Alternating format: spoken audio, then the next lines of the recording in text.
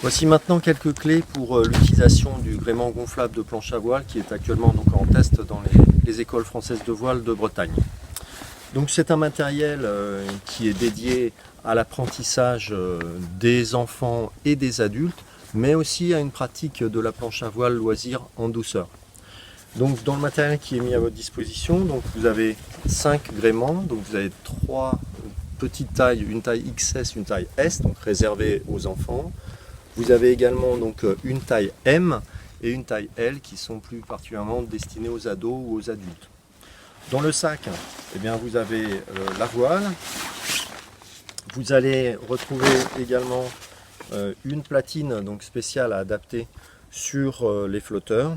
Et puis vous avez un embout, un adaptateur hein, dans les sacs pour les tailles XS et S en particulier.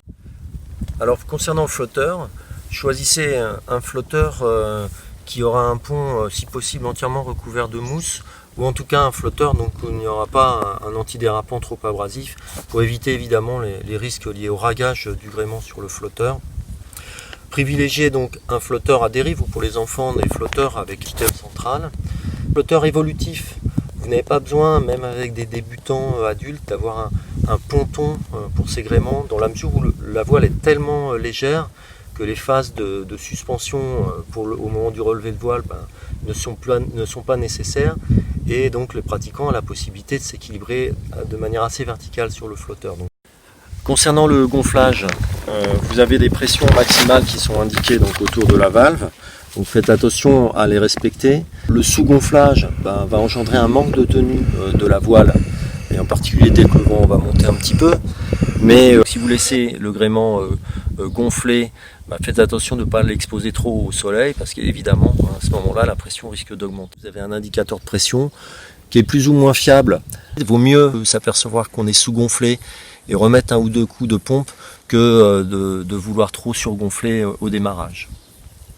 Alors pour le gonflage, une fois que vous avez déroulé la voile sur une surface plane et où vous aurez vérifié qu'il n'y a pas d'aspérité, de cailloux, d'épines, de ronces, etc. Donc vous devez dans un premier temps fermer le bouchon qui est destiné au dégonflage. Vous faites-le avec votre main dessous et évitez en tout cas d'appuyer sans qu'il y ait de support sous la valve, parce que là on risque d'abîmer la chambre. Vous avez sur la jonction entre le mât et le wishbone un petit tuyau que vous pouvez condamner, que vous pouvez fermer, pincer en fait, et que vous pouvez décoincer en poussant la targette vers l'arrière.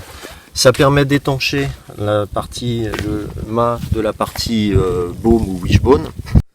Alors pour le pratiquant, cette voile présente de nombreux avantages. Déjà sa légèreté fait que dans les phases de manutention, que ce soit à terre ou lors des relevés de voile, les risques de se blesser, de se faire mal au dos, ou tout simplement la difficulté, l'impression de contrainte physique sera quasi complètement gommée.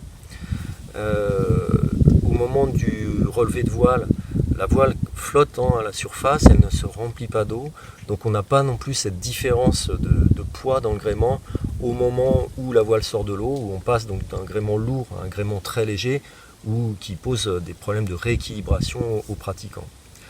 Autre avantage, toujours lié à la légèreté du gréement, on n'est pas obligé de relever la voile avec un pied de chaque côté du mât, mais on peut déjà avoir les deux pieds à l'arrière du mât la plupart du temps, dans la plupart des situations on va dire, et de ce fait, le pratiquant au moment de démarrer n'a pas cette étape où il doit se reculer, passer de la position un pied de chaque côté du mât aux deux pieds de chaque côté, derrière le mât, et donc il peut partir déjà, relever sa voile et partir en étant déjà en position de navigation. Donc tout ça va faciliter considérablement les premiers bords, limiter les risques de chute et le découragement des pratiquants qui sont souvent nombreux dans les premières étapes de la pratique en planche. Pour l'enseignant également, la pratique peut être facilitée. Notamment dans le cadre des cours particuliers, l'enseignement sur le support est tout à fait possible. Vous pouvez vous munir d'un sando, un petit peu raide, un sando de trapèze, une longueur de 4 à 5 mètres que vous accrochez au strap arrière de votre planche à dérive. Et ce qui vous permettra, le moment venu, si votre pratiquant a dérivé un petit peu sous le vent, de prendre la planche en remorquage et la voile flottant sur l'eau, vous n'aurez que peu de résistance et vous pourrez facilement tirer des bords pour remorquer votre pratiquant et le ramener au bord. Pour le dégonflage et le rangement de la voile, vous défaites la valve de dégonflage. Si vous aviez verrouillé le tuyau entre la baume ou le wishbone et le mât, eh bien vous le déverrouillez en basculant la targette vers l'arrière. Et ensuite, vous commencez donc par rouler le gréement par la baume. Voilà. Donc, vous chassez l'air.